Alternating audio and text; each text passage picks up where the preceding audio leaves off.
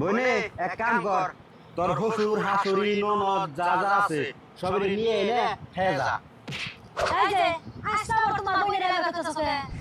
আহুই আয় খেয়ে যা, একটা সমস্যা কি? সমস্যা কি না? ঈদের দিন বিকালবেলা যে গোষ্ঠী ধরে খেয়ে গেল, তারপরে কইতেছে সমস্যা কি? ঈদের দিন বিকেলবেলা খাইছে তাই কি? ফিরে জোর মাংস আছে। ও আমিও হন বুঝছি। তাহলে ফিরে যাবো মাংস দেখছ, বোন বা মিষ্টি না খবর দিয়ে ডাবল ডাবল করে খাইয়ে হে মাংস হানি শেষ করবা, হে দাম বানিছ। এই এত কথা বলতেছে, আমার মোবাইল দে, অগয় করতেছি ওরা আহুই। আউ খালি আজকে আইনে পরে ভেজাল আছে।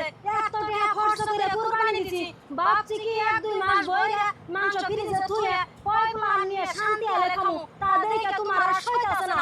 কাউ রান্দাবাড়ি কোনো কিচ্ছু করো না, দেখি কেমনে করে খাওয়া যায়। মাইসে যে কইছে যে কিছু কিছু মহিলারা খাওয়া নিয়ে কাম করে, কতটা হাসাই, তুই খালি খাওয়া নিয়ে কাম কর।